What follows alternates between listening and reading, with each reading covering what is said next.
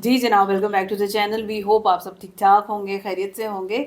आज इस वीडियो पे हम रिएक्ट करने जा रहे हैं, उसका टाइटल है जी visiting India's closest village to sky, Himachal Pradesh. और वीडियो है कनिष्क कनिष्क गुप्ता गुप्ता की। और कनिष्क के लेंस से हिमाचल प्रदेश कैसा नजर आता है ये तो वीडियो देख के पता चलेगा। तो चलते हैं, वीडियो देखते हैं, उसके बाद करते हैं डिस्कशन। चलने से पहले वीडियो को स्टार्ट करें। चैनल पे नए तो प्लीज सब्सक्राइब कर लें और बेल आइकन प्रेस करना बिल्कुल मत भूलिएगा। हम चलते अपनी वीडियो की तरफ और आप देख रहे हैं एमजी रिएक्शंस।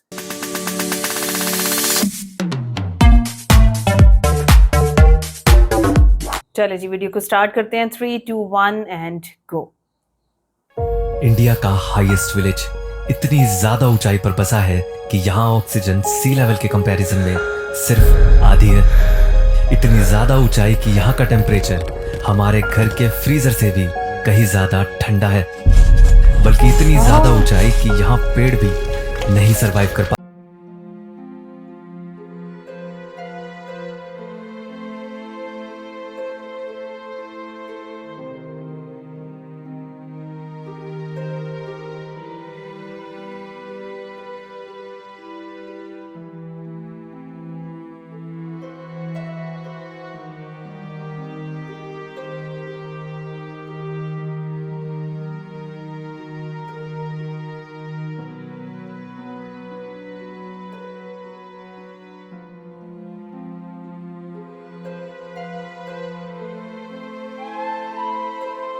9,000 फीट पर पहुंचा।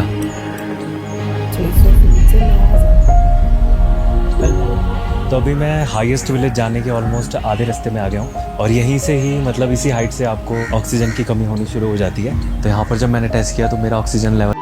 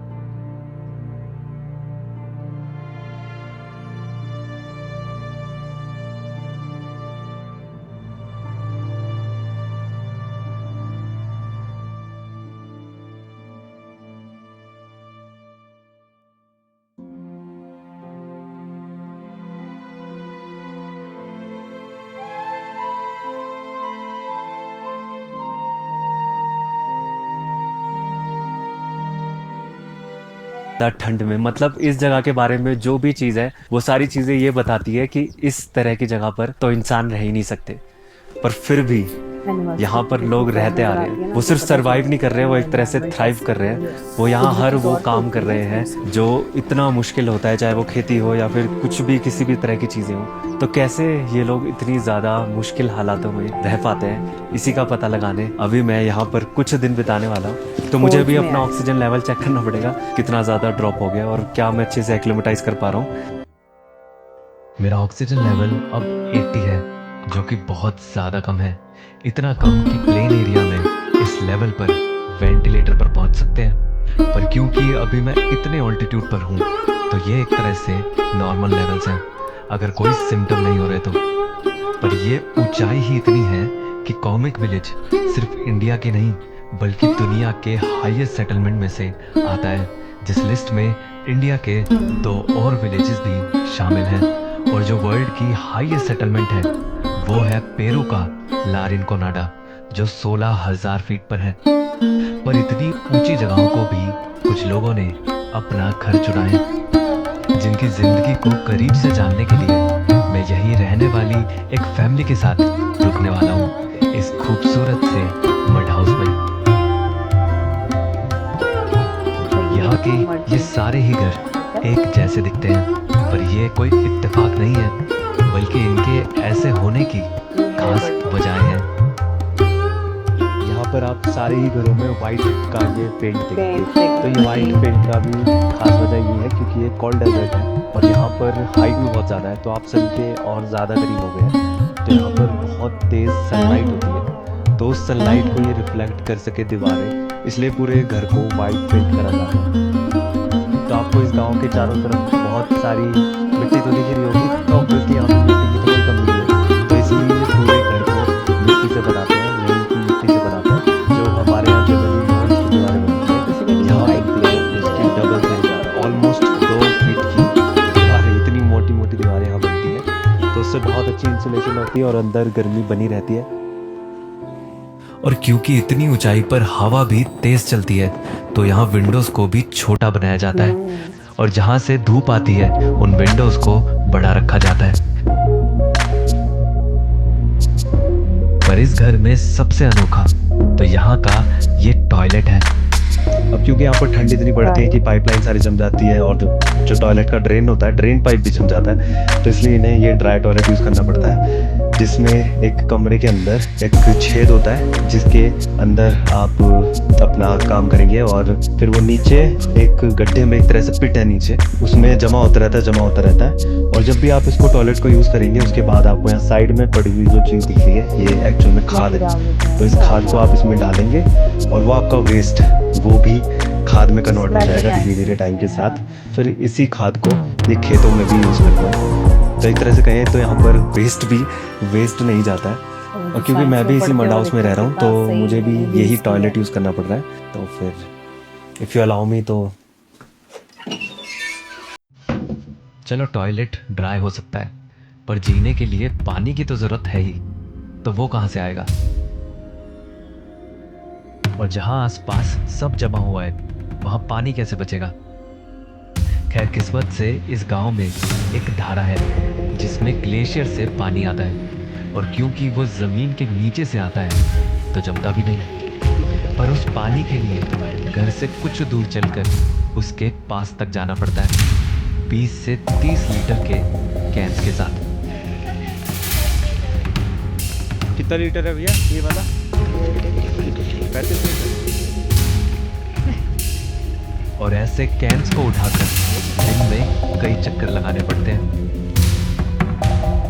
थोड़ा बहुत भी अगर यहाँ पर चलते रहे ना तो सांसें तो बहुत जल्दी जल्दी चढ़ जाती है ये, और ये लोग तो चलने ही है गए ऐसे करके जुप जुप जुप करके चढ़ जाती है ये आंटी सब। पता नहीं ये लोग क्या खाते हैं जो इतनी ऊंचाई पर भी इतनी आराम से चढ़ जाते हैं।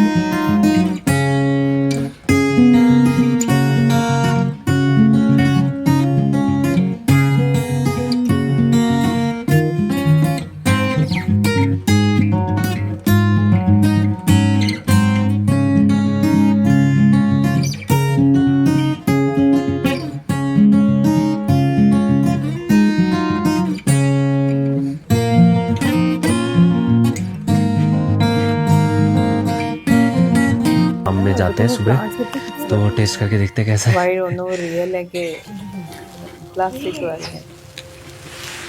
एक तो ये हेल्दी चीजें पता नहीं टेस्टी क्यों नहीं लगती।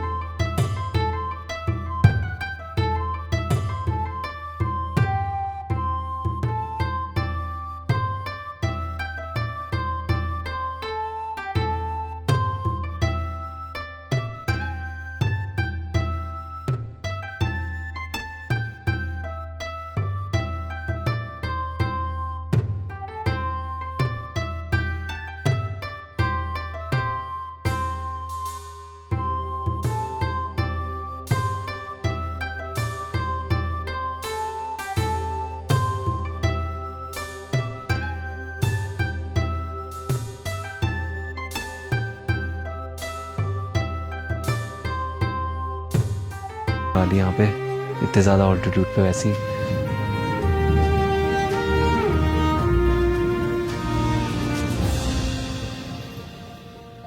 तो आज रात में यही इसी रूम में सोने वाला हूँ। बाहर का टेम्परेचर ऑलमोस्ट -20 तक जाएगा रात में।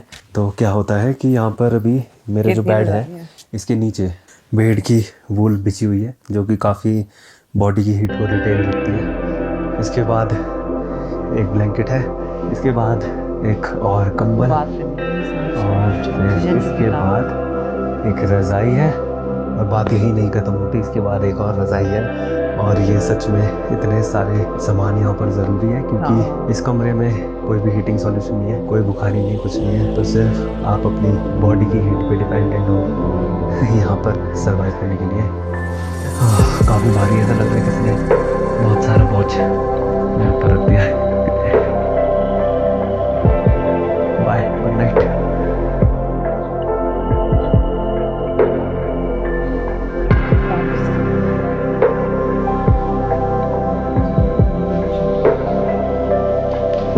तो रात में यहाँ पर कितना ठंडा टेम्परेचर गया था ये मुझे ज़्यादा बोल के बताने की ज़रूरत नहीं है। जब मैं रात को सो रहा था यहाँ पर और सांस ले रहा था तो सांस की जो भाप निकलती वो सारी विंडो पे पूरी तरह से जम चुकी है।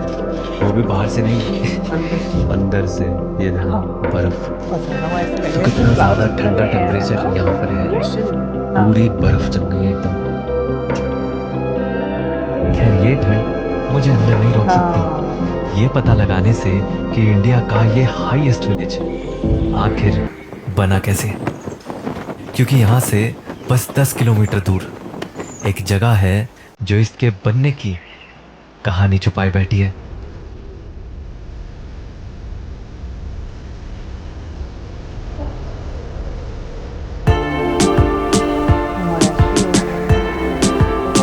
ये खूबसूरत विलेज है लाहौजा, जिसके ये नज़ारे तो कीमती है ही, पर इसकी ज़मीन में कुछ और भी कीमती छुपा है।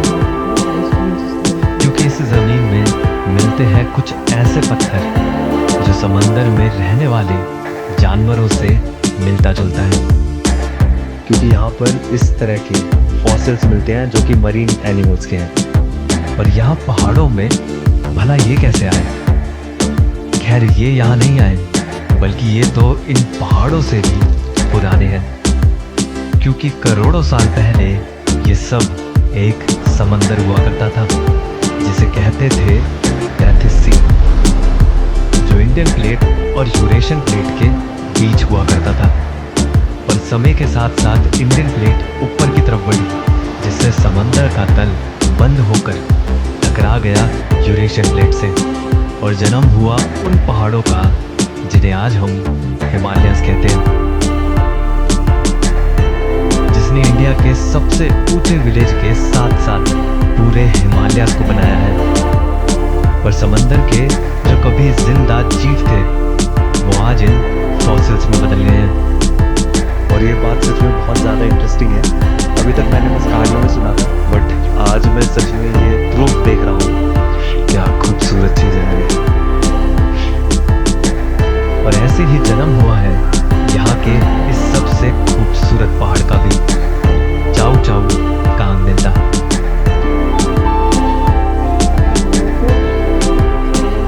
बीस 20,000 फीट से ज़्यादा इसकी हाइट है और ये पहाड़ देख के आपको सच में बहुत ही ज़्यादा खूबसूरत और ख़ास लगेगा। और ये है भी, यहाँ के लोगों के लिए ये सिर्फ पहाड़ नहीं है बल्कि इसको पूजा जाता है।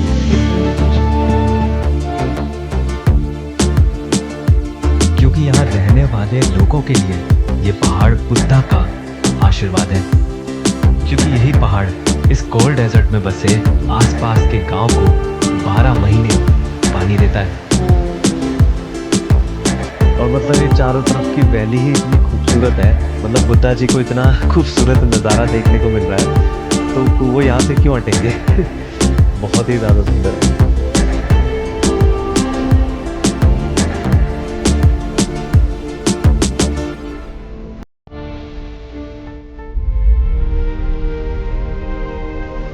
ये हाईएस्ट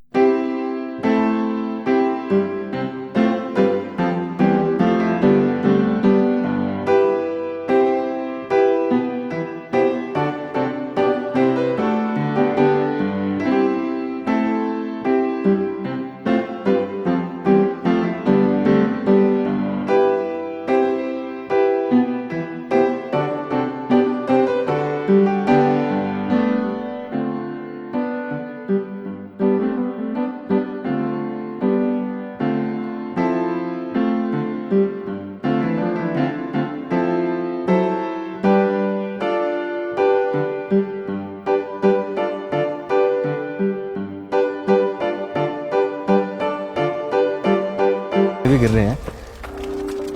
ये है नीडल रॉक फॉर्मेशन। जब पानी और हवा साथ मिलकर इन पहाड़ों को कुछ ऐसे दिलचस्प शेप में बदल देते हैं तो ऐसे पानी और फॉर्मेशंस बनते हैं जो एक तरह से धीरे धीरे इन पहाड़ों की मिट्टी का टूटना या इरोजन है। कहीं कहीं तो आप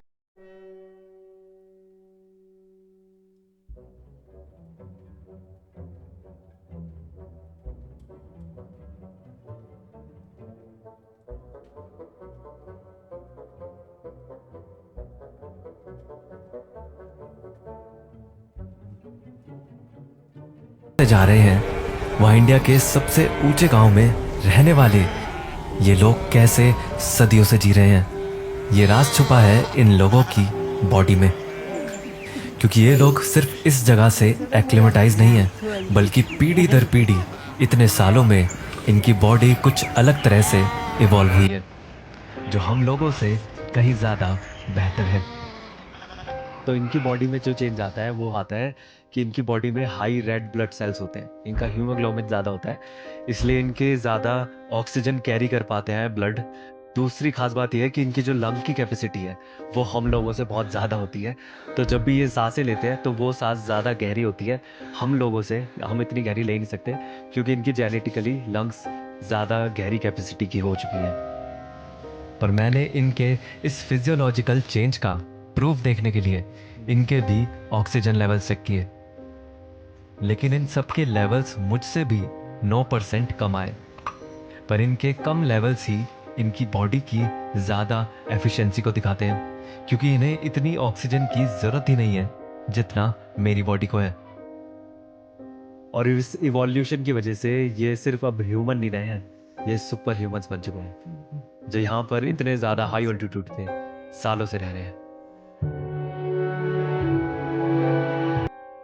पर खास सिर्फ इनकी ही बॉडी नहीं है बल्कि हमारी बॉडी भी कुछ हद तक इस ऑल्टीट्यूड में ढल सकती है। तो हमारी बॉडी क्या करती है, जब ऑक्सीजन लेवल ड्रॉप होते हैं तो ऑक्सीजन तो वो बढ़ा नहीं सकती बाहर से, वो सांस लेने की स्पीड बढ़ा देती है। और ब्रीदिंग रेट फास्ट होने से क्या होगा, आपकी हार्ट बीट फास्ट हो जाएगी। आपकी हार्ट बीट फास्ट होने से क्या होगा, आपका जो खून है वो बार बार बॉडी में फ्रिक्वेंटली घूमेगा, फिर बार बार किडनीज को भी बहुत ज़्यादा मेहनत करनी पड़ती है और उसे बार बार यूरिन निकालना पड़ता है। तो ये भी एक तरह से अच्छा साइन है कि आपकी बॉडी उससे एडजस्ट कर रही है। अब आपका क्या काम है, आपको अपनी बॉडी में फ्रिक्वेंट यूरिनेशन की वजह से पानी का जो लॉस है उसको मेंटेन करना है। तो इसलिए आपको पानी बहुत ज़्यादा पीना है, और हो सके तो अगर आप ORS भी डाल लेंगे उस पानी में तो बहुत ज़्यादा बढ़िया हो जाएगा। और दूसरी बात यह है, जब भी आपको 10 से 12,000 फीट या उससे ऊंचे ऑल्टीट्यूड पर जाना हो तो उस ट्रैवल को 2 से 3 दिनों में डिवाइड कर सकते हैं।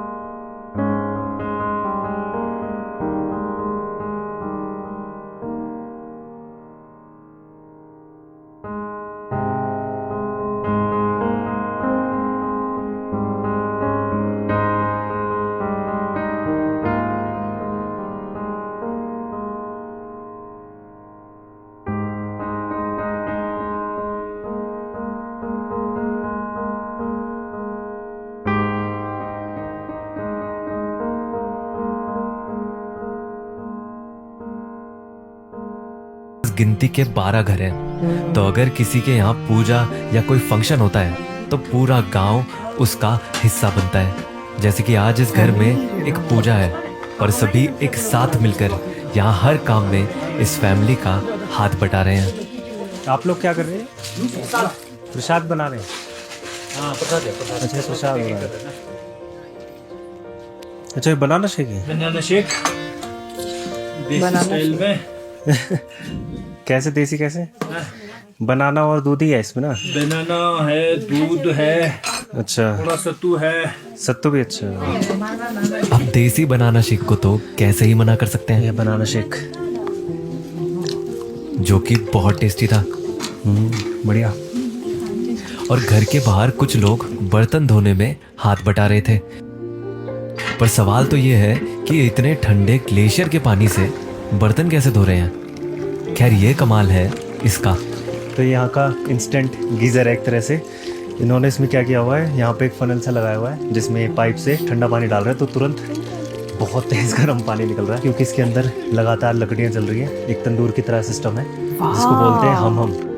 ज़रा देखो, हर बार हमें टेक्नोलॉजीज नजर आती है। पर एक चीज जिसने मुझे सबसे ज्यादा इंस्पायर किया वो थी इन लोगों की कितना एकता। लग रही है। सबने मिलके बनाया ना। तो सारे गांव वाले इनवाइटेड होते हैं और सब गांव वाले साथ मिलकर ही खाना बनाते हैं और फिर ऑब्वियसली सब साथ मिलकर खाते हैं।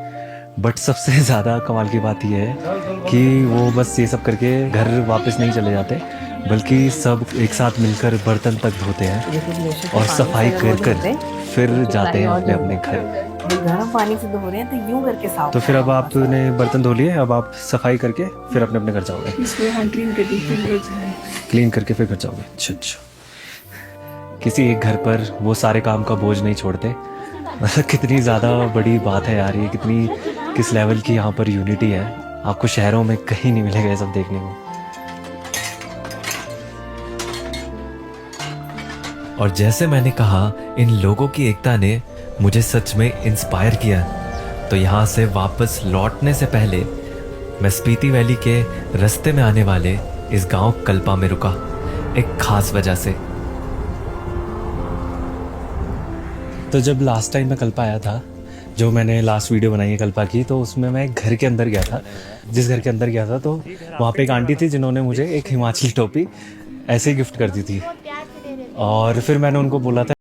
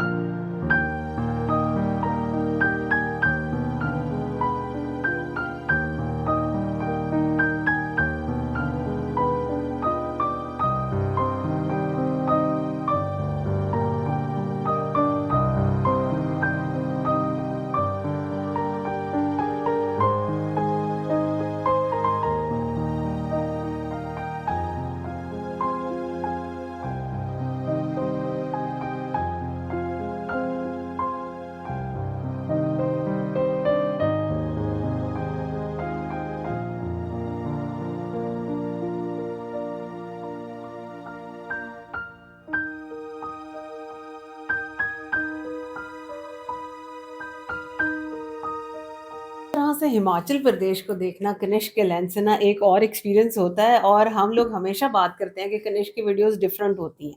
क्यों होती हैं? वो इसी वजह से होती हैं कि कनिष्क लोगों के साथ कम्युनिकेट करते हैं। मतलब सही आप है। ये देखो कि जो लिंक ऐसे जोड़ रहा है वो कंटिन्यू कैसे हो रहा है। मतलब आज 3 साल बाद वो जाके किसी को मिल रहे हैं और उनको भी वो याद है और बिल्कुल। इनको भी याद और है। जो Basically ना वादा किया कनिष्क था की- उसको भी वो पूरा कंप्लीट कर कर रहे रहे हैं। कनिष्क की हाँ। वीडियोस के अंदर ना असल में सिर्फ अच्छे अच्छे शॉट्स नहीं होते, जी। इमोशंस होते हैं, Emotions उन होते बातों हैं, के हाँ। वाकई में कोई मतलब होता है। वो हाँ, सिर्फ ये नहीं होता कि वक्ती तौर पे आपको इम्प्रेस ज़ैद कर वही रही बात है ना। बातें। मतलब हम लोग देख के उस चीज से कनेक्ट हो रहे हैं और जिन लोगों से वो मिल रहे हैं वो देखो कैसे कनेक्ट हो रहे हैं। ऐसे। तो ये पूरा एक सर्कल बनता चला जा रहा है लोगों के साथ।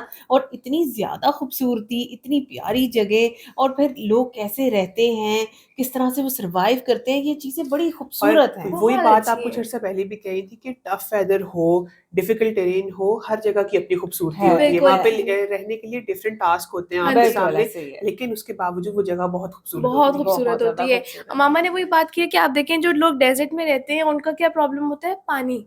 और साथ में हार्श क्लाइमेट की वहाँ पे गर्मी बहुत ज्यादा होती है।